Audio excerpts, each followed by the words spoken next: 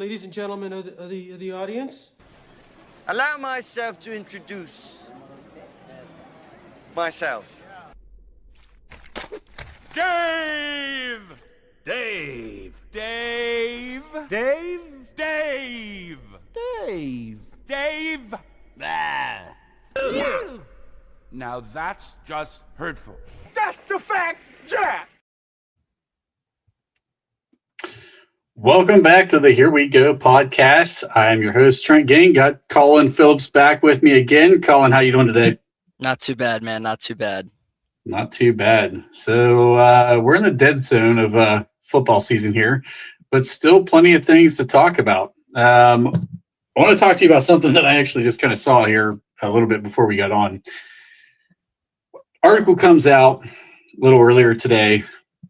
Deontay Johnson admits that he refuses to enter a game because it was too cold. He was ice cold.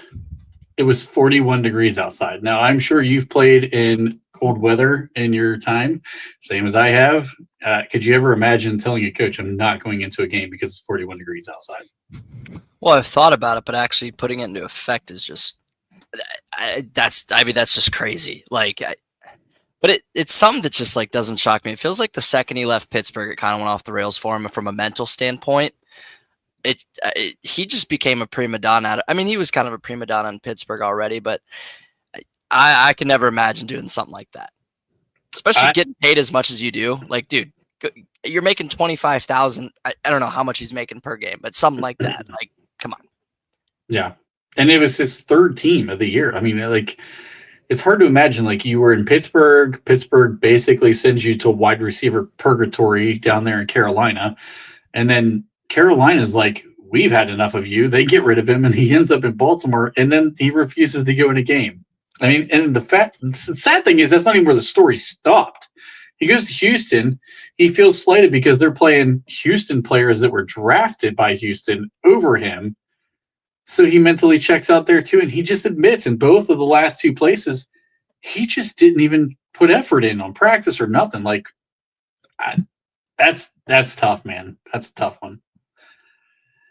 Does that shock you though at all? I mean, it's kind of par for the course for this guy. I think I feel like that Pittsburgh taught him there was no accountability.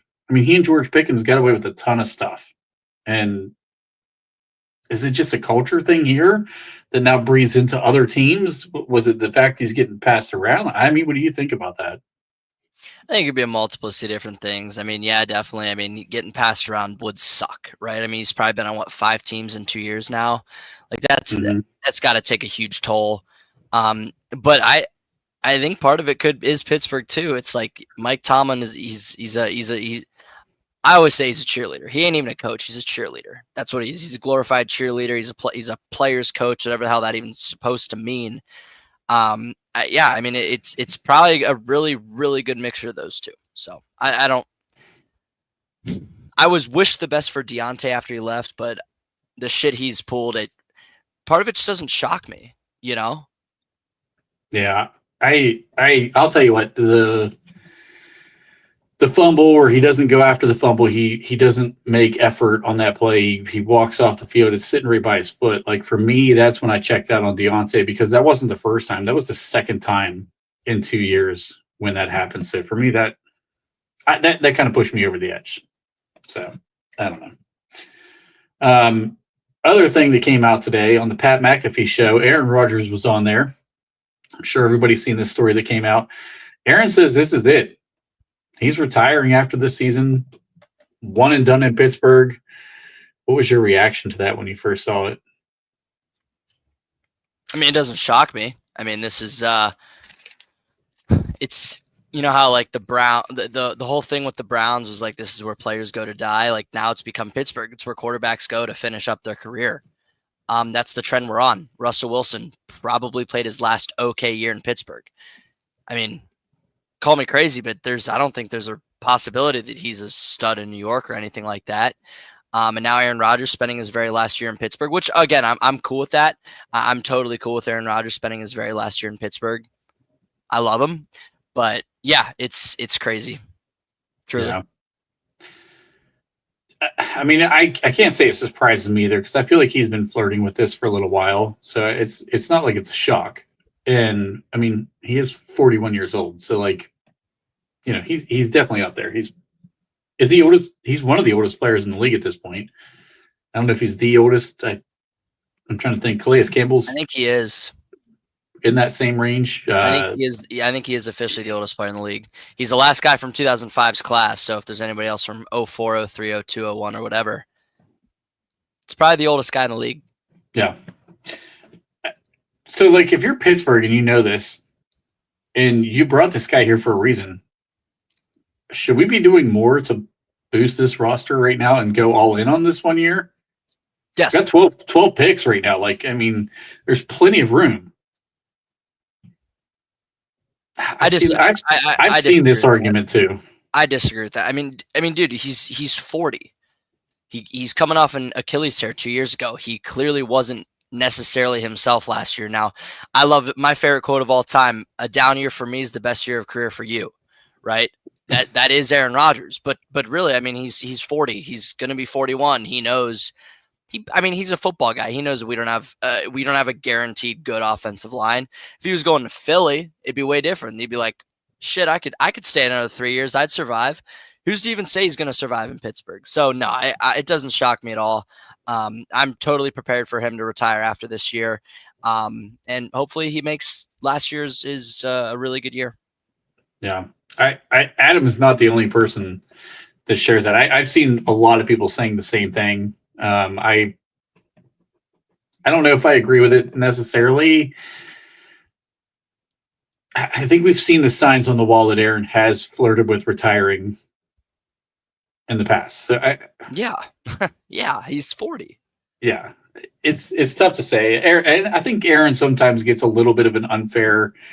He does get a lot he brings on himself. Don't get me wrong. Like, he definitely brings some smoke to his own issues, but he also sometimes is labeled a little bit unfair because of the way that people just then go overboard and overreact to anything he does. I don't think this was a comment where he was like, oh yeah, let me cover for myself and say like, this is it. Like, I think this is like, he thinks it's it.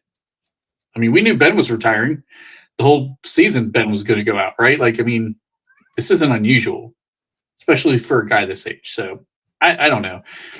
I do think the team needs to bolster the roster around him, though. Like, he's still throwing the ball at a pretty high level at this point. Like, if you really think this is it for him, you need to go make some moves. I mean, do you agree with that? I don't disagree. Yeah. I think obviously the wide receiver 2 thing is going to be one where everybody's going to look at this and say, you've got to put another guy on the field who's more qualified than Calvin Austin III, Robert Woods at this stage of his career, or even Roman Wilson, who's never even done it. Like, you have to build and let those guys figure out the slot. I just don't understand how, like, we let this whole thing play out the way that it's played out, but you definitely have to make some moves at this point in this stage and where we're at. So let's move on to some training camp stuff. So we're about a few weeks away roughly from training camp. So since there's nothing to talk about, let's talk about some stuff that's going to happen in a few weeks. What are some training camp battles that you're kind of keeping an eye on right now? Not necessarily a battle, but I really want to see how well Broderick Jones and Troy Fautanu gel with the rest of the offensive line. That's big. I want to see Roman Wilson versus the secondary, see if he's even close to prepared. I want to see if Darnell Washington slightly improved his pass catching ability, his route running ability, et cetera, et cetera. And I'm honestly really excited to see this corner room. The corner room is the one I'm most excited to see. And again, it's training camp. It's really hard to, really put it, much stock into what goes on there. But I mean, Darius Slay, new starting corner, easily the best starting corner we've had since probably Joe Hayden, Steven Nelson even. So there's that. Joey Porter Jr. hopefully has another good camp. I want to see Joey Porter Jr. and DK quite a bit together. Darius Slay, he's proven. He's 34. He's proven, hey, I can cover your best guy. You can put your best guy on me. But I want to see Joey Porter and DK Metcalf. Same as last year, we talked about the same thing. We want to see a lot of Pickens on JPJ action. So those are really the things I'm looking forward to. There's not really a ton of, last year was a little bit different. There's not really a ton of positional like battles going on. It looks like, from what I'm seeing, a lot of the starting spots are pretty much all filled out. Really the only question marks that I can think of are which tackle plays which spot. Does Beanie have competition, and does Derek Harmon look the part? I mean, maybe the slot receiver, like how they rotate Calvin Austin and Roman Wilson. But other than that, I mean, Calvin Austin had, 40 catches for 500 yards and 4 touchdowns last year. And in an Arthur Smith system as the wide receiver two, technically the wide receiver two, because he's the slot. It's good enough for me. If he can give us, 504, when Freiermuth's guaranteed to bring us 606 and DK is going to give you 1,208, it's cool with me. Yeah.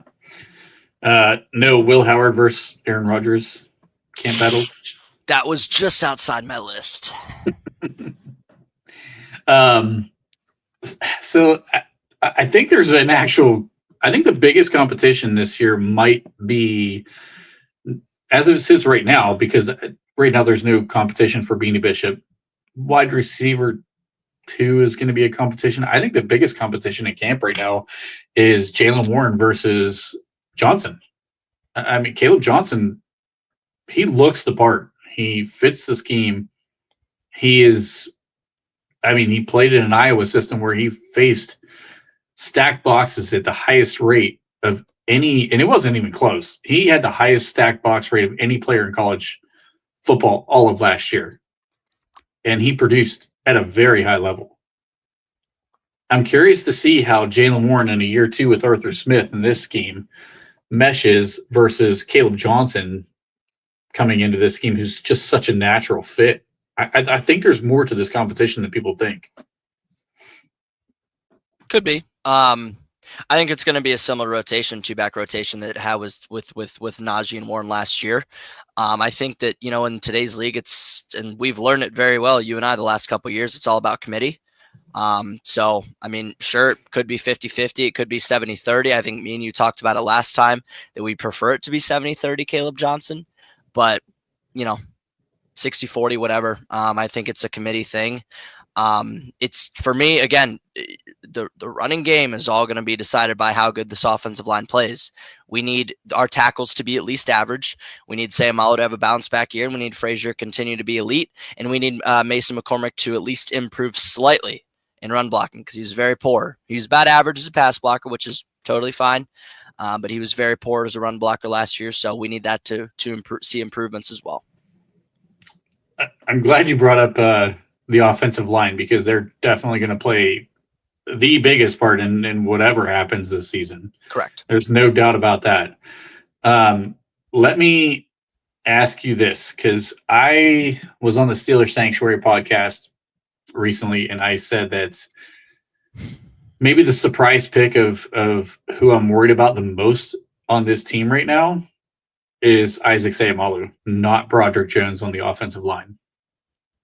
I feel like the way that Isaac's been trending down the last couple seasons and his age worries me a little bit more than Broderick Jones moving over to the left side in his natural position. What are your thoughts on that? I don't know. It's hard to sit there and say, because Sayamalu played a little bit of hurt last year. Again, it was also it's a difficult thing when the guy next to you is not playing well. It's really hard. And then, Frazier had gotten hurt a couple times. I feel like a lot of the offensive line issues last year was so injury ridden. I mean, dude, Fautanu, like first game, just exits injury. Great. Out for the year. Awesome. And I got yelled at for calling it out. I got ridiculed for calling it out. Hey, this guy's thing in college was, hey, this guy's thing coming out was, hey, he's injury prone. He's got some knee issues. And there it is. His knee, second week of the season, explodes, out for the year.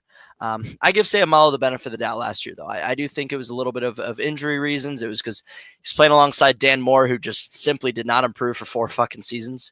Then also, building a little bit of chemistry with Zach Frazier. So I think Sayamalu will be totally fine. He's probably realistically still a top 12 guard in the league. And I don't know. I totally understand your reasoning for the concern, but I don't find myself to be concerned that right this conjecture. Yeah. Since we're already talking about the offensive line, where do you see the ceiling for this group versus the floor? Because it's kind of a crazy margin right now. Yeah. So last year, I believe PFF put us at 28. I think that's about the floor. I don't think it's hard. I think it's impossible to get worse than that. I think it would take like Frazier, Fautanu, and Sayamalu all having season-ending injuries to get worse than that. I would say that's probably the floor is probably still at about 27, 28. Bottom 5, bottom 6 in the league. I don't think you're going to get into the top 10 at best. I would say ceilings like, average is 16. So I think ceilings like 14, 13. I don't see us being a top dozen unit. I mean, 32 divided by 3 is about 11. So just under 11. So I don't see us being in the top third. I would say if we could sit in the middle third of the league, I'm happy. Anywhere between like 11 and 22, I am perfectly cool with that. Ideally we're at like 14. I would say 14. Yeah. And let's be honest, like for everybody who's talking about like, because there's always going to be the overreactors who think like this offensive line in a gel year right now where they all come together and everything works and they're going to be this top 10 unit. Could they get there? Maybe. I don't know. Like that's the problem is we have no clue because you got Broderick Jones moving to the left who's never played on the left outside of one game. You've got Fautanu who's played basically one game. Frazier, McCormick, and Sayamalu, would they play 12 games together all year? Roughly, maybe 14. Not quite 14, because Isaac missed 5 games. 4 games to start, right. 5 games to start. 4. So this team's still trying to gel on the offensive line, and it's really difficult to do in a short period of time. I think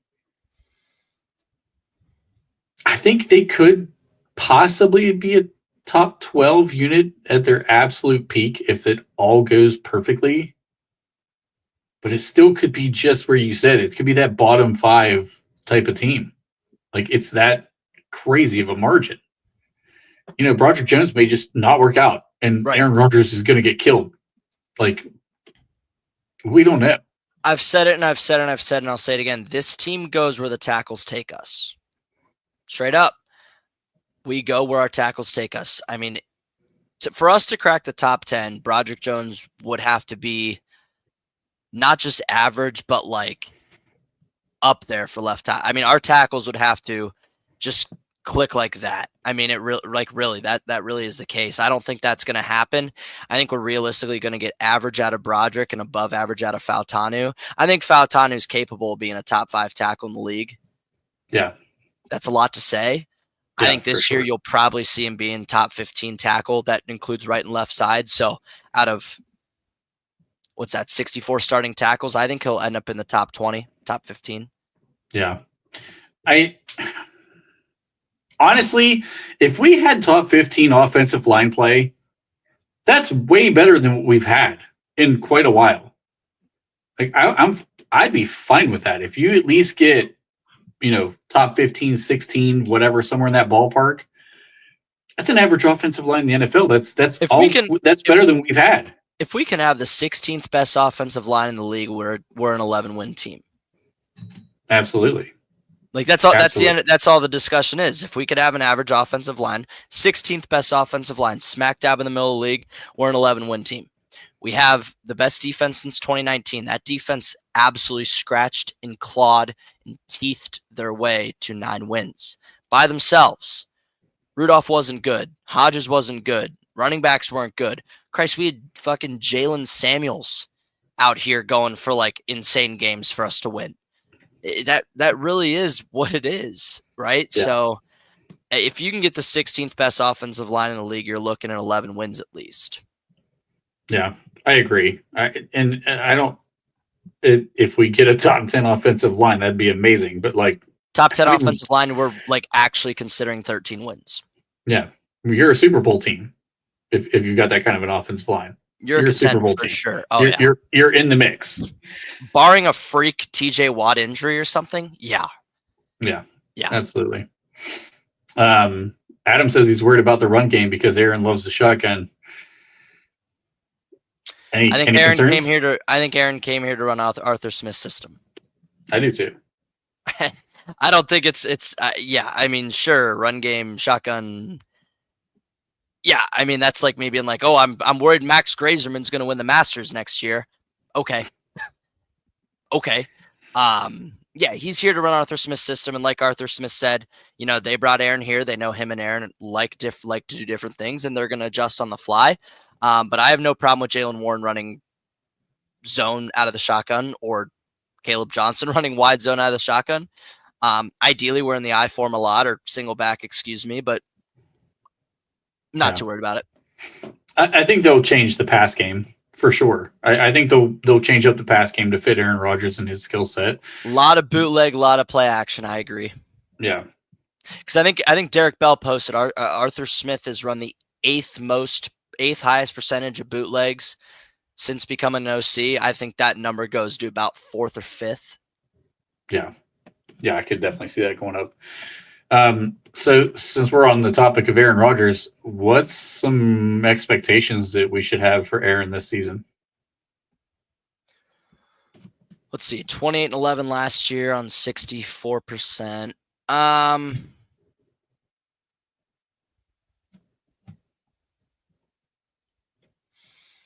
don't know. 3350 for 26-9. I agree, Greg.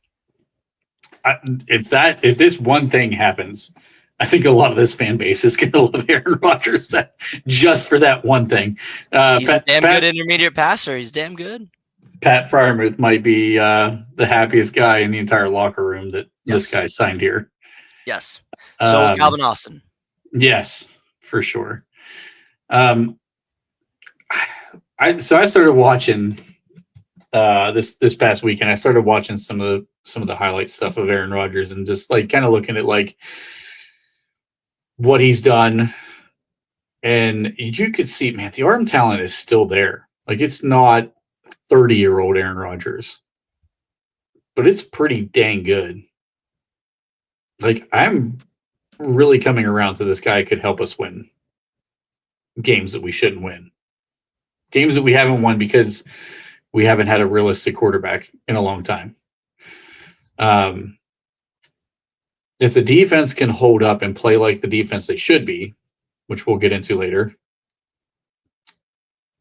I think Aaron keeps us in games, and he can not only just keep us in games like what we've seen from like, Kenny Pickett or Russell Wilson last year, or even Justin Fields in the 6 games he was playing. Aaron can still win games. He was asked to throw way more than he probably should have been last year with the Jets. If you give this guy a solid run game and let him just pick teams apart, I think he's going to be better than people might be thinking he will right now.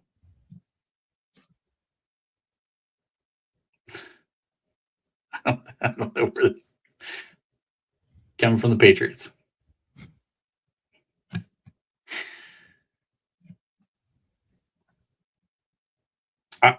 I think so too. I don't think this is a blowout team with Aaron at quarterback. Yeah, I don't. That's the one thing I don't see us like. Last year we had some pretty brutal blowouts. Philly, Baltimore specifically. I don't see us getting blown out in any game this year. No. That's also a testament to the defense too, though. It is. I mean, the defense had a lot to do with it. But the defense has been playing from behind year after year, game after game. Outside of the Bengals game last year, do you remember a time we jumped on a team and actually like had success like in this defense didn't have to play from behind? Cleveland at home. It's very few and far between, though. Right. Cleveland at home, Jets, Raiders. Those are the 4 I can think of. I think Aaron at least gives us a chance to start jumping on teams early rather than this whole thing where I don't know if you saw this thing that Warren Sharp put out. He put out that like the Steelers were like the worst offensive First scoring quarter team points. First quarter and gave up the most first quarter points all season. I saw it. I mean, we were literally playing from behind right from the jump. Every not every game, but like pretty consistently. Yeah, I think the biggest thing that nobody's going to talk about is the fact that every single quarterback we've had since after Ben, right, was kind of under the Tomlin leash. Maybe except for Russell Wilson, but I still think Russell Wilson was a little bit under the Tomlin leash too, where it's like, don't turn it over, keep us in it, let the defense kind of create a turnover and win it. That ain't going to fly with Aaron Rodgers, which I'm excited for. He's a guy who's like, hey, Mike, shut the fuck up. I'm going to go play offense. Like really. So what, I throw a pick, I'm going to go throw a 45-yard touchdown later to DK Metcalf. That's I think the biggest thing is like a lot of times when we do have to play from behind is because the playbook doesn't open up till the third quarter and a half, till 7 minutes to go in the game. The playbook doesn't open up. The aggressiveness, we don't go for it when we should. With Aaron Rodgers, that's not going to slide. If Aaron Rodgers wants to go for it, he's going to go for it. If Aaron Rodgers wants to audible, he's going to audible. If Aaron Rodgers wants to throw the ball 45 yards downfield on first, second, third down on the opening drive, he's going to do it, right? So I think that's the one biggest thing that nobody's talking about, and that's also the biggest thing.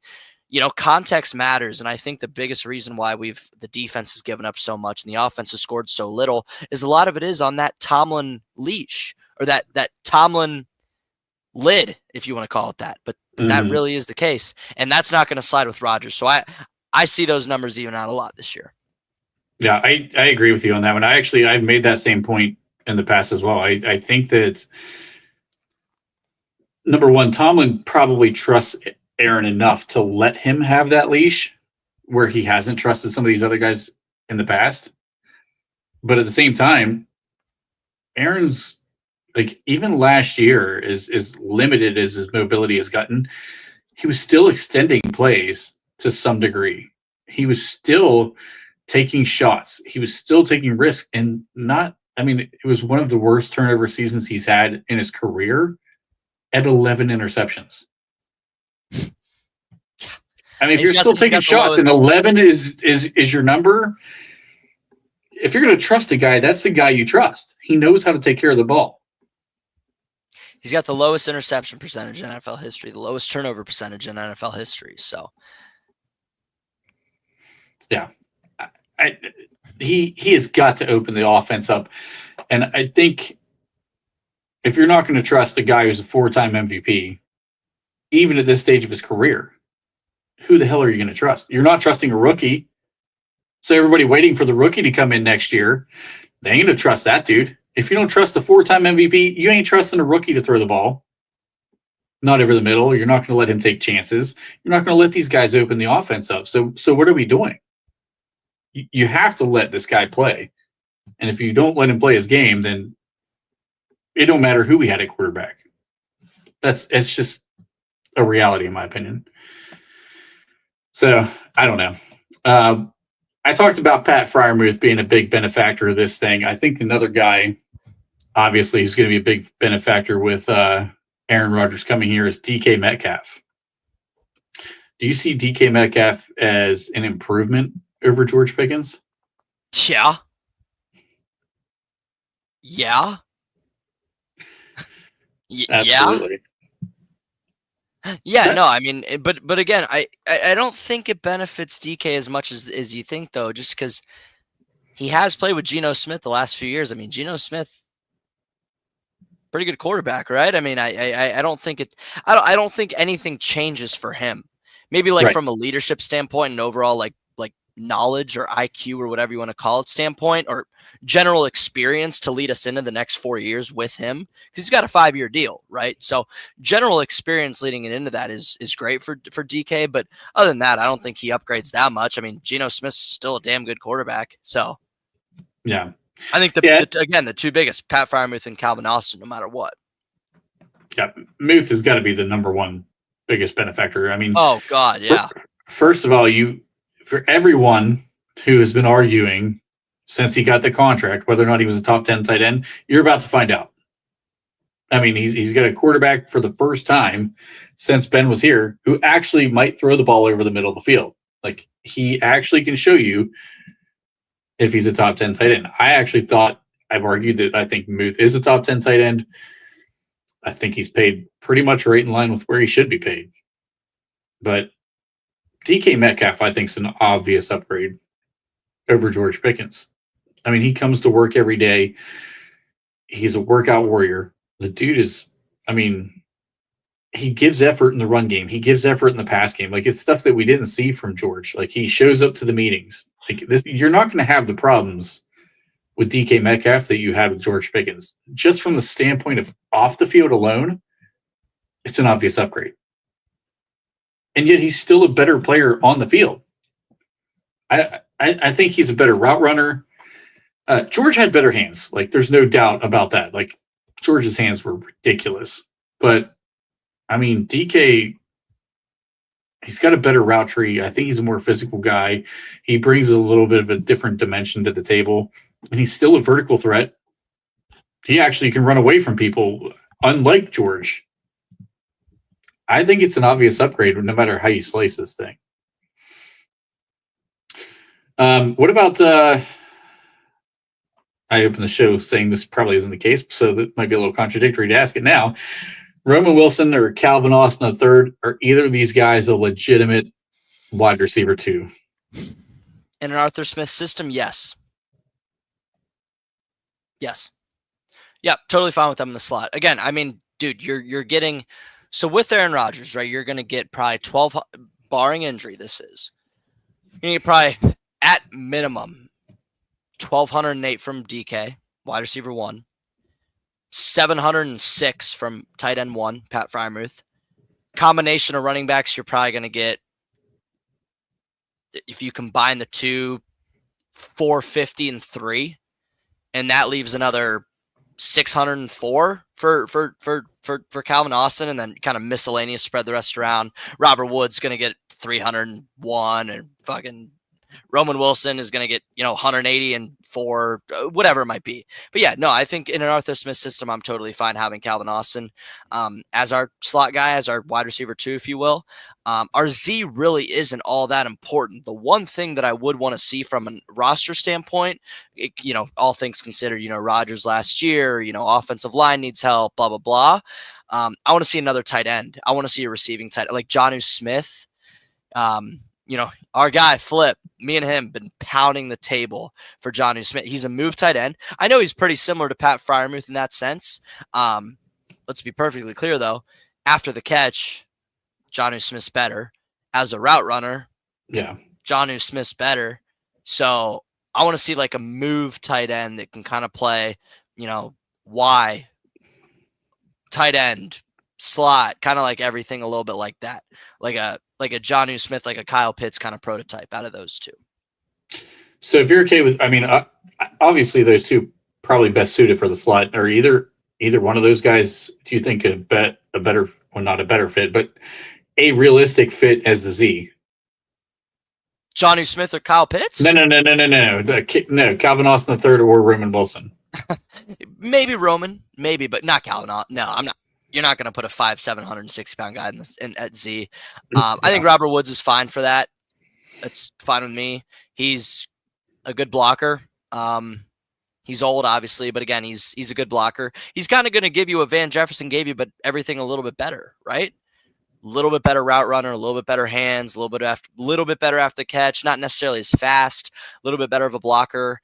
I think it's fine in an Arthur Smith system. Now, Roman Wilson is a guy that honestly, during training camp and preseason, I really want to see him go 50-50 from the slot and the Z. We all know he can play the slot, but I want to see him play in the Z. Maybe he's also a good blocker. He's also a good router. He's got the burner speed. We all know that. But I'm curious. I really am. That's, I guess, to answer your question from earlier, Roman Wilson's just the most excited player that I am excited to see. Yeah, it's kind of interesting between the two, in my opinion, because I think Calvin Austin actually has played the Z in college. I mean, that's where he was at a lot in Memphis.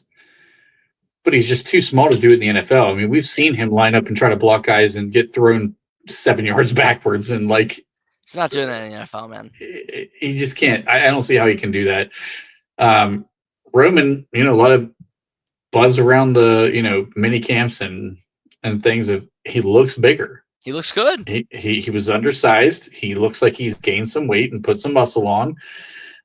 He's pretty much in line with, I think we talked about this last episode. Guys like Deontay Johnson, guys like Antonio Brown. I mean, he's right there, height and weight, with some of these guys. The problem with him is he's just never done it. So, and that's I agree with okay. you. And that's I think okay. we just need to see it. And that's okay. Antonio Brown's first year, who had like 185 yards, and then bang, 2011 comes around, he's got 1,100. It happens. It does. Yeah. I'm super excited. Yeah, I think I'd actually like to see it. It feels like the team wants him to be the Z, honestly, and that's why there hasn't been a move made yet. Because I think they want him and Calvin Austin on the field more than Robert Woods. I made this argument. People thought I was crazy. I could easily see Robert Woods getting cut from this team. No, not cut, but I mean, who? Why? Why not? You got DK. What are you gonna have? Rock Taylor as your backup outside guy? No, I mean you can. So you'd have. You got 6 receivers on a roster, man. You got 5 with our system. We carried 5 last year. That's kind of where I was going. If we stick with the same thing, right, as last year. If we carry 5, that would be DK, Roman, Calvin, Ben Skoranek, and Rock Taylor. Scotty Miller. Still in the mix. I mean, I'm not saying, but like you need, if you're buried on the depth chart, he does not play special teams. That wide receiver 4 is gonna have to play special teams. Scotty Miller is a gunner. Special teams. Ben Skoranek plays special teams. Who's your other gunner? James Pierre. He ain't making the team. Okay. Ever Corey Trice? Brandon Eccles.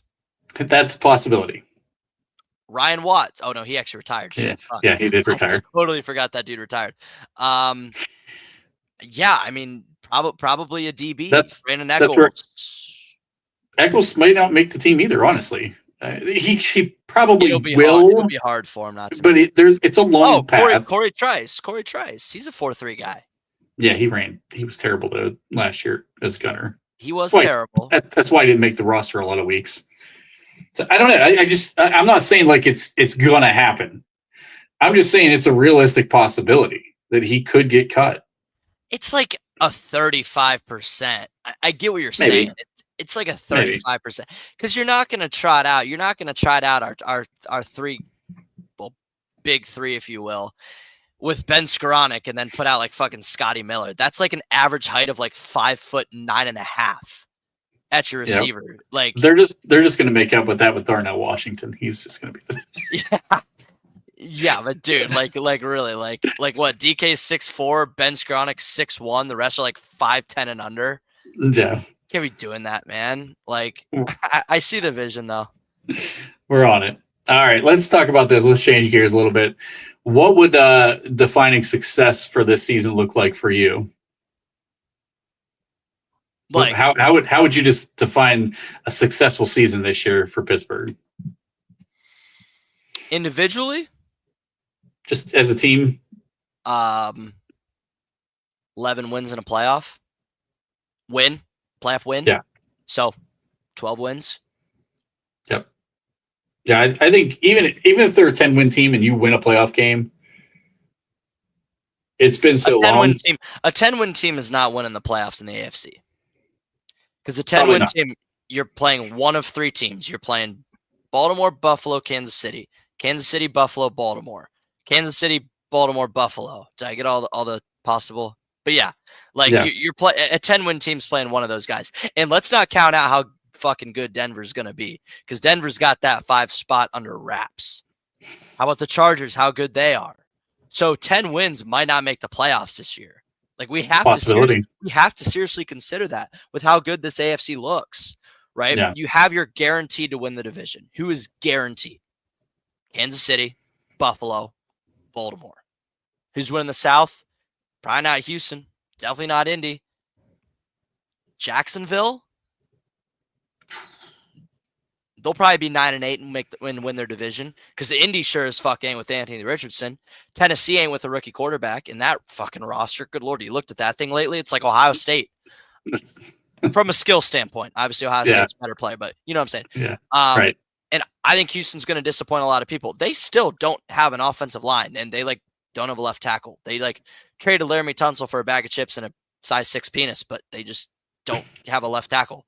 So I don't really know what that was for either.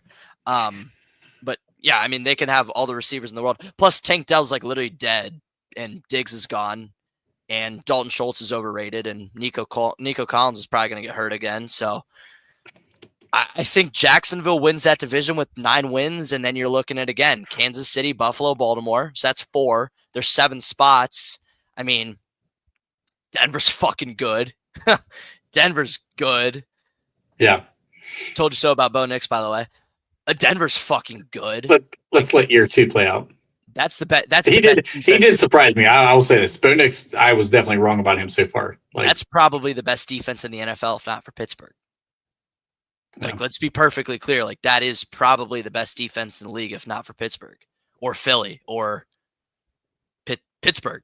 LA's great. Harbaugh's got a roster, man. They got a fucking team over there. And they don't, their quarterback's not going anywhere. Their offensive line's not. They got a demon, Najee Harris. I mean, Vlad McConkey's a demon. I mean, no, seriously, is Najee gonna play? Amari and Hampton, is he just gonna be the 3-down back? It's Jim Harbaugh, dude. Najee's gonna get 180 carries. Come on now. And then I don't know who else really would consider competing. I mean, Fields ain't taking the Jets anywhere. New England ain't going anywhere this year. Miami. Tua's going to get hurt in week 7. Yeah. Miami's possible though. If he's healthy, we're seriously looking at a really good team. Yeah, that defense. They worry me on defense. The offense is fine. Defense. Yeah. Well, that offensive line sucks too. So yeah, Tua's dead by week 4. The Bengals. I don't believe in the Bengals, but there's a lot of people improve it all. No, hell, they don't even have half of them. 2 of them are still unsigned. Well, and they let go of Jermaine Pratt, which is the captain of their defense for 6 fucking years. Your defense was the worst, generationally bad. Let's get rid of our fucking captain of 6 years, I'm sure. And let's not pay our best edge rusher. That's a bad run defender, but we're gonna overpay for him anyway. I mean, Cleveland's not competing anytime soon. Let's see. Do we have another division? The Raiders might not be horrible, but they're not competing. That's competing. They're gonna go 7-10. I could see that. I mean, Trent. That's all 4. That's a good season for them, honestly. Oh, it is, especially with Geno. Yeah. Oh, yeah. And their wide receiver 1 still Jacoby Myers. Yeah. They do have some damn good tight. God, could you imagine having that tight end room in Arthur Smith's offense? Brock Bowers and Michael Mayer in this offense. Yeah, man. I mean, that's your 7 teams. I'm gonna call my shot right now. That's your 7 teams. I'll give KC the 1 seed. I'll give Baltimore. I'll give Buffalo. I'll give Baltimore. I'll go Jacksonville, and then I'll go Denver, Pittsburgh, LA. That's your 7 teams. So I think 11 wins you're guaranteed to get in. 10 wins you're biting your nails, I think, with 10 wins. Yeah. We did game picks not long ago on the other podcast, and I actually had a starting 6-0 with Aaron Rodgers because it's such a bad beginning of the season with our schedule. It's such a bad schedule. You think we beat Green Bay and Dublin? I think so. I think we pull off a win. No, come Trent. Well, Demon Rodgers against his former team. Okay, fairs, yeah. He's gonna have some revenge on his mind. There's gonna be a lot of working through things for him, and probably also on the other side of that coin Jordan too. loves a freak though. Yeah. Oh, so it's Minnesota and Dublin. So yeah, I had a 6-0 to start the season. Let's do it. Week 1, home versus the Jets. That's a win. Yeah. Week 2, home versus Seattle. That's a win. Week 3. Well, no. Week 1 at the Jets, still a win. Home versus Seattle, still a win. Yeah. At New England, that's a win. That's a win. They're getting better. They're way closer than I thought they'd be right now. Versus Minnesota and Dublin. I still think it's a win. I don't believe in J.J. McCarthy, first of all. Kevin O'Connell is a phenomenal coach. I mean, that dude is like, he's an offensive freaking genius. I forgot about the McCarthy hate gimmick. J.J. McCarthy, like, I can't do it. All right, week 6 against Cleveland after the bye. Home. Yeah. They don't beat us in Pittsburgh. Who's the quarterback? Who the hell's the receivers? Like, Yeah. that team, they're a disaster. That team's going to go like 3-14 again. Yeah. Probably. Week 7 at Cincy. That, that's saying the no. First loss. That's the a first loss.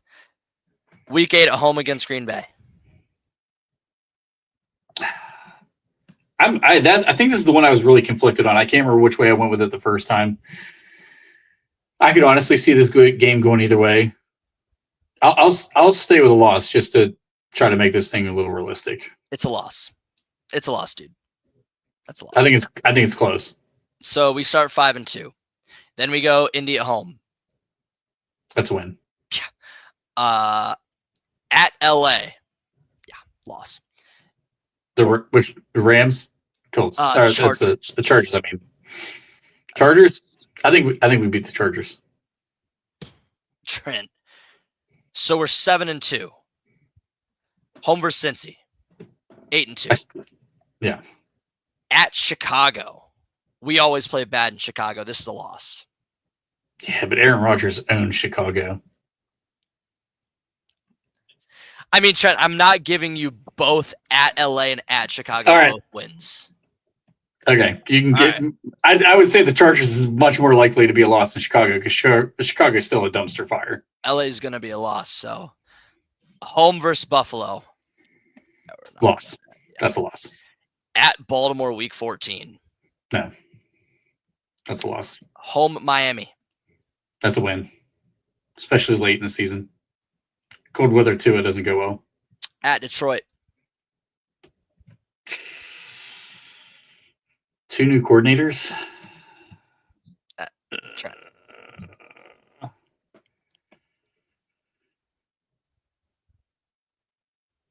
I don't know which divisional game he's talking about, but I don't know. That's a loss. We'll say loss. That's what I have. So we're at 6 losses, and then we win the next 2 at Cleveland versus Baltimore. Yeah. 11-6. I mean, that's fair. That's good. I like that. What? At Cincy's a loss? Yeah, dude, that's going to be a loss. I think at Cincinnati's at home, we can win. At Cincy, I mean, Cincinnati's defense, they're going to have to drastically change for them to do anything near what I think people are predicting them to do. Like, I'm not saying that, but I'm not completely sold on the fact that they're so unstoppable offensively that they're going to just skate right into the playoffs and be a contender for the Super Bowl. Well, my problem is with Cincy week 7, it's a divisional game on Thursday night on the road. We don't win those. That's the one. That's why I picked that as a loss. We don't win those. We don't win those divisional games. Divisional games on Thursday night on the road are like a guaranteed loss, like statistically. I don't know if you remember like last year why we all picked Cleveland to win that game. Okay, dude, fucking Green Bay's got like a top 3 roster in the fucking sport since he like doesn't. So like, I don't know what we're discussing. I just think their defense is the issue. It's not their offense. Their defense is just so bad. And they're not any better now than where they were last year. Who did they add? Their rookie still hasn't signed. I mean, they lose their captain, middle linebacker. They still haven't re-signed their edge rusher that almost led the league in sacks. Yeah. Edge rusher that got drafted didn't sign yet. Yeah. I don't see the vision, but anyway, but yeah, that's the 11-6 I would have. So And again, Thursday night on the road against the division is quite literally like a guaranteed loss. Yeah, we don't play those games too well. No, like statistically, it's like an 87% win rate for home teams, home divisional teams on Thursday night. Like, it's crazy. Yeah. I don't know if you follow Joffrey Benedict on Twitter, but he like put out the numbers. Like, it's ridiculous. But anyway, I think that's a successful 11-6 seems very fair to me. I think 11-6 is accurate. Do I think we probably end up stealing a game that we shouldn't win? Yes. Somewhere. I mean, it's always going to be a flip. Whether it be like at LA. And to be fair, we always lose a game we shouldn't lose. I mean, check the track record with Tomlin. You know, the Colts should have never lost against the Colts. Like a couple years ago, Patriots, they were terrible, still lost. Cardinals, terrible, still lost. Like it's just how the NFL is. Like, you're going to lose bad games. You're going to win games you shouldn't win. It's always a trade-off. Yep. And we talked about this earlier in the show. This average carries us as far as we go. Yep. So O-line carries. We just need it to be average. That's all we need. 16th best offensive line is quite literally chalking 10 wins. Yeah. So add another game with like defense creates 4 turnovers, bang, that's 11 wins right there. Like, that's 11 wins. That's our season. So that's how I'm looking at it. No problem. Yeah. So let me ask you this, because this is something that I want to talk about. I'm going to skip one of our questions here and kind of get to something else here. Coaching decisions has always been a hot topic here in Pittsburgh. Tomlin, the way Tomlin runs things.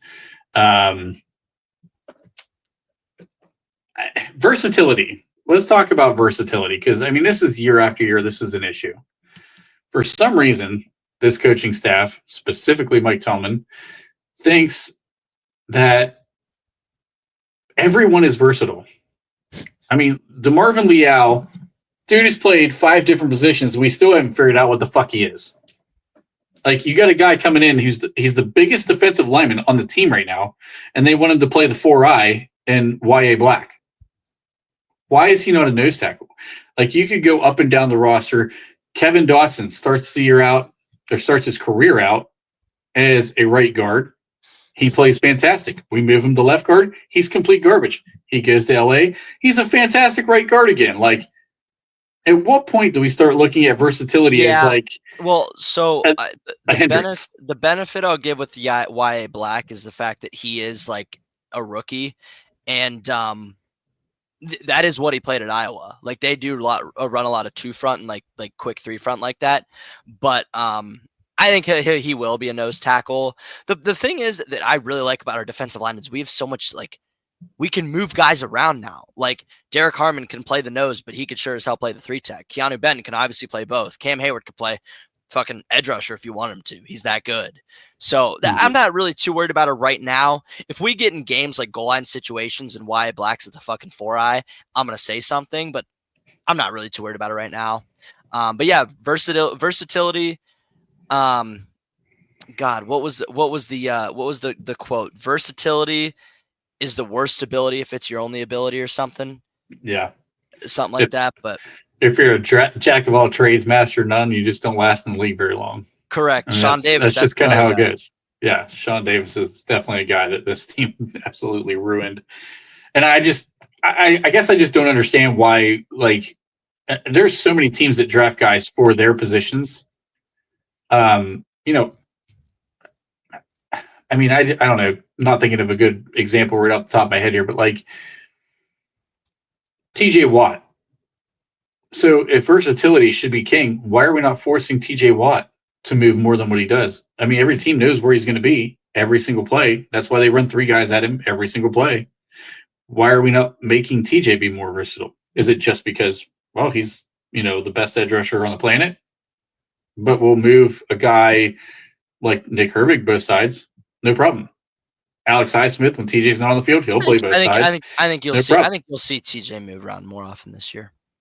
I mean, I hope so for his sake. Well, you saw it at the end of last year. I don't see why not. A little. How much? Two Not much, plays a but game. enough Two plays a game. enough to where it mattered. I don't know. I question the way that they try to use versatility within this organization because I think they just get these guys with their tweeners and they try to make them work, and it doesn't work. Trent, it's also hard though because Larry Ogunjobi couldn't rush the fucking passer, so they can double team TJ and single team, not even put a guy on Larry Ogunjobi, and it wouldn't matter. But now with Derek Harmon and Keanu Benton coming for blood, you're looking at a different story. And I'm thinking you're going to see a little bit more blitzing out of the middle linebackers too. I would hope so. So I'm going to keep my optimistic hat on and say, yeah, Derek Harmon's a fucking beast of a pass rusher. He's going to take a little bit more attention. And there's nothing wrong with drafting pedigree and wrong talent. Not at all. Like there's nothing wrong with that. Right. And that's what fucked Pittsburgh for a while is like drafting guys based on like either college production or the Kenny Pickett's of the world.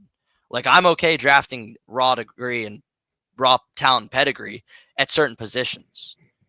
You know, if you're going to draft Derek Harmon and Keanu Benton off of raw talent and pedigree, fuck yeah, all day long. Keanu Benton's another guy you could make an argument though, playing out of position. I know he was kind of that position in college, but like you can see he's getting blown off the ball in that position now in the NFL. Like he actually probably on the run game. Maybe in the run game. But again, it's another one of those things, Trent. If he should be a better pass rusher. If you got Larry Ogunjobi who does nothing, he makes $13 million a year to sit on his fat ass.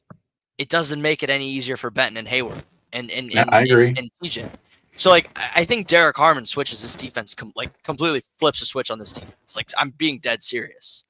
And I'm excited. Hope you're right. I know I'm right because he's a fucking demon. Like, what's worst case scenario for Derek Harmon? Because he can't possibly be worse than Ogunjobi. Let's be honest, he can't possibly. No, he's going to be better than Lario. I mean, Lario was awful. We both have hated Lario for 2 years now. So better than Lario's average, right? If worst case he's average, that defense is already like so much better. Because you can't have weak links on your lines, offense, defense, whatever. You can't have a weak link. Look at Philly; they don't have a single fucking weak link. That's why they killed everybody all year, nonstop. Right. Right. Like that's that's what Pittsburgh. If we have average on all 5 front spots, best in the world. Average, 3rd best in the world, 10th best in the world. Going across those 5, perfect. Right? I mean, I don't know. That's the way I'm looking at it right now. If Benton and Harmon could be average, we're in such a good spot. We just have to hope Cameron Hayward doesn't like die, but like.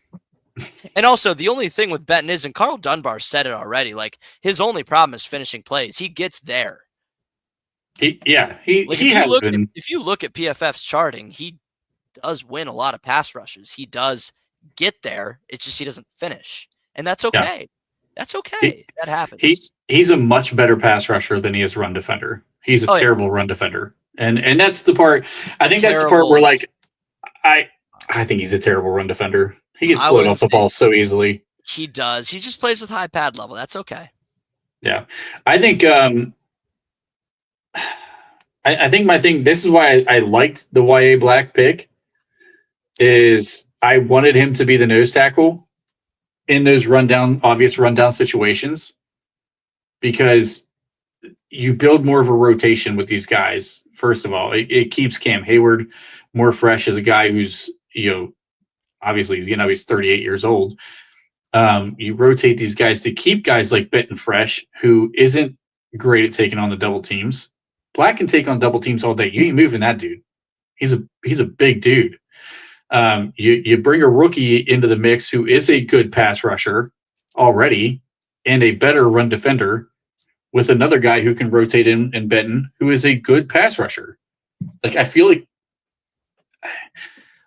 that's why I'm so like bent out of shape about YA Black being in the 4i. Like, put that dude at the nose.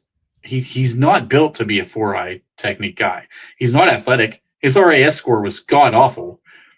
Like, I can't even remember what it was off the top of my. I mean, it was atrocious. It wasn't like he was remotely athletic. I mean, the dude is zero athletic. He is Casey Hampton athletic. Like, let him be Casey Hampton in this defense. That's all he needs to be. So I don't know. Javon Hargrave. Yeah, Javon Hargrave. Like, perfect. And that's what I thought. I think that's what they thought Benton was going to be, and he's not. Benton's more of a Stephon Tuitt to me. That's exactly what I thought. That's why I wanted to get him out of the nose and move him to the 4-eye and let him play. But, you know, if Harmon and Hayward run in a rotation, Black can play the base defense. We're only in base defense, I don't know, 32% of the time or whatever, maybe. Jordan Love or Justin Herbert at 5. Get Jaden Daniels off my screen.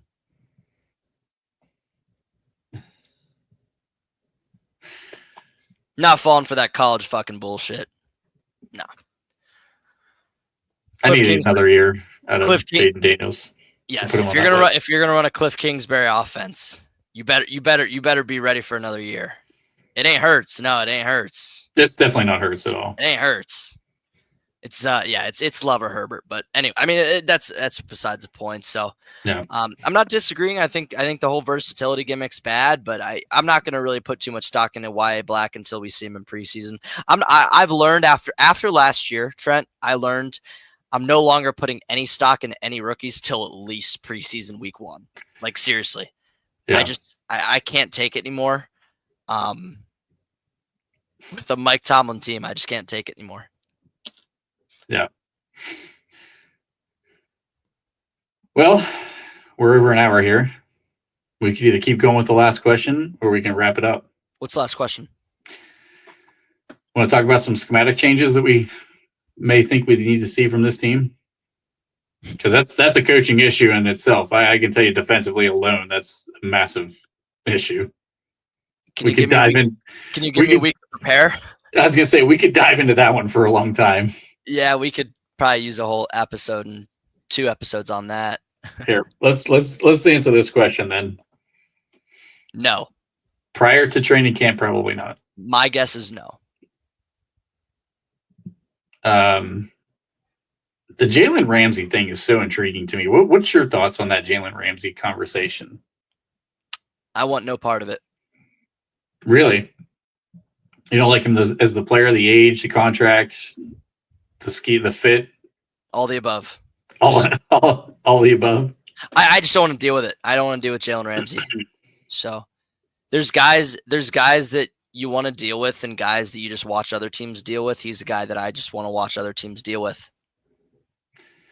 I mean, I don't think he would want to come to Pittsburgh. No, he wouldn't come to Pittsburgh. But if Pittsburgh could get him, I would go get him. I'd find a way to make it fit. If they could for cheap, sure, go for it. But they're not. They're not Eric DeCosta. Omar Khan is not Eric DeCosta, man. Eric DeCosta worked up some magic with Jair Alexander. That was a fleece. Yeah, it was. So if he could tune in his inner Eric DeCosta and do something like that, go for it. But if not, count me out. Yeah. I think that's kind of the thing is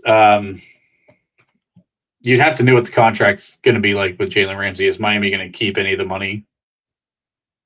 They've paid out a lot already in this contract this season. I'm always in favor of trying to make your team better. And if you can find a way to make it work between Jalen Ramsey, JPJ, and Slay, like, I'm all in favor of it, to be perfectly honest with you. And I'm also, so I hear a lot of people talking about, well, you'd have to move Jalen Ramsey in the slot.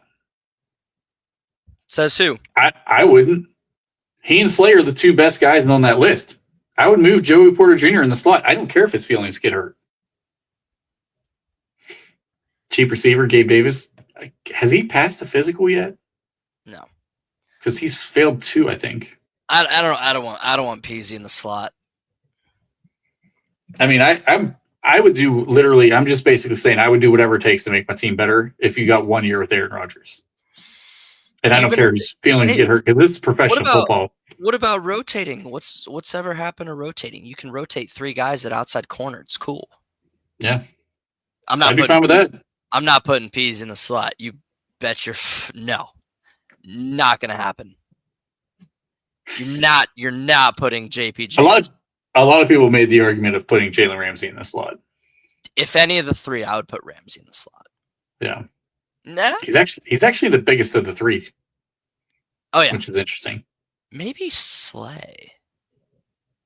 Yeah, we looked at that on the other podcast, and he logged like virtually no snaps in the slot. Who, Slay? Yeah. Oh, he's been CB1 his whole career. So is Ramsey. Yeah. Yeah. That's why I would not feel bad about moving Joey Porter. He just can't. He hates Slay. He's right. I mean, Yeah. I don't have a problem rotating him. Yeah. Yeah. That's fine.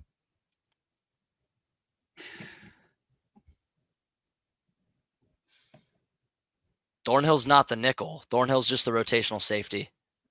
I don't know if they would put him in the nickel either. Even on that 3 safety nickel, look. Big nickel. He's probably a dime I still think it's Sean Elliott that would drop down in the big nickel out of the safety look.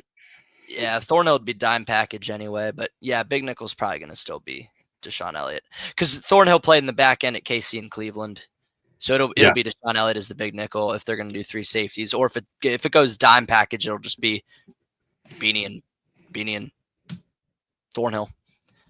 Yeah. I agree, Riley. I want no part of it. He has been. There's no doubt about that one.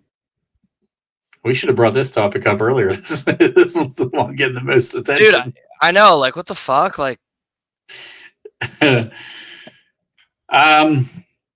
mean, as far as the wide receiver side of things, like I still think they're waiting until someone gets cut.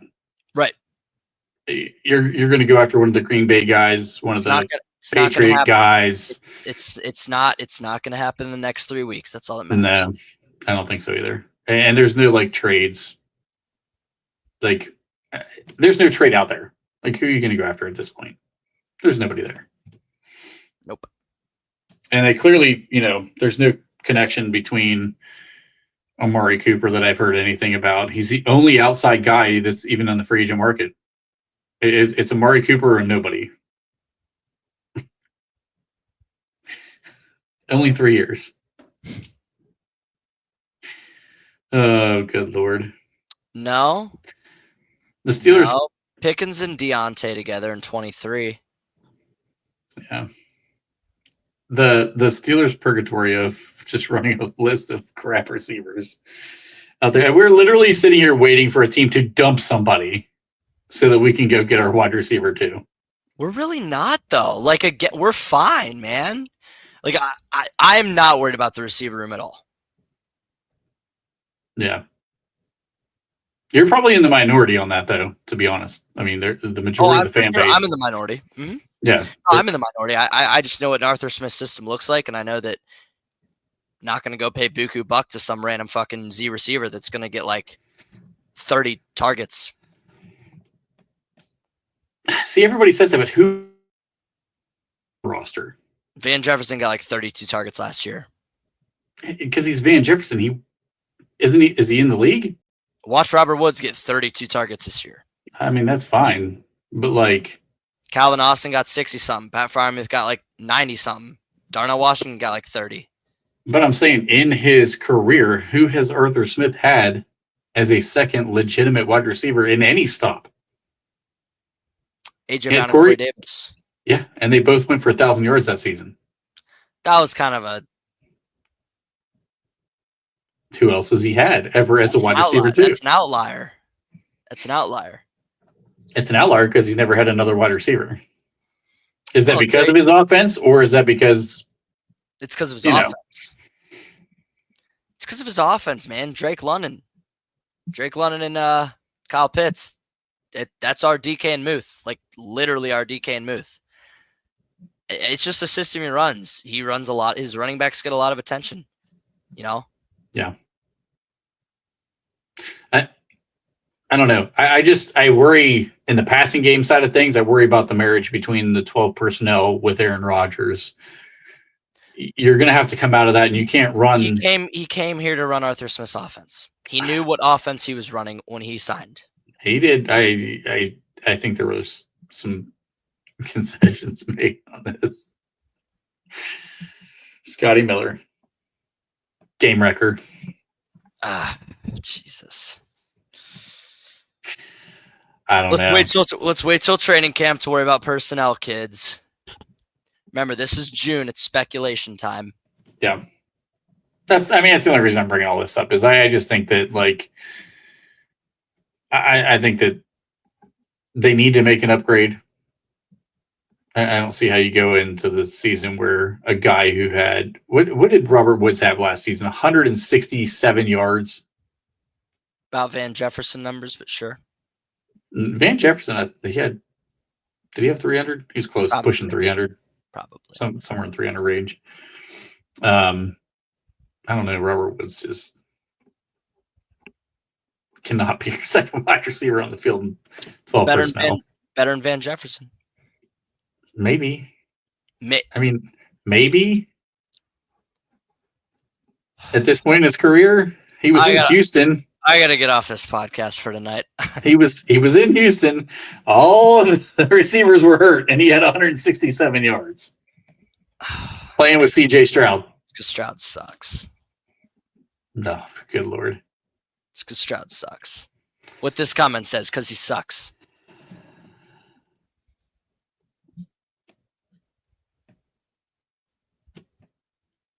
%1,000%. Yeah.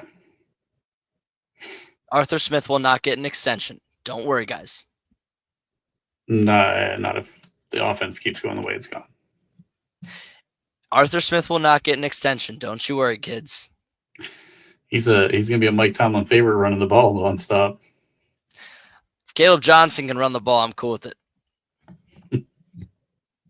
All right, I think it's time to wrap up. We've bullshitted enough for the night. So, Colin, as always, man, I appreciate you coming back on. Good talking again, my man.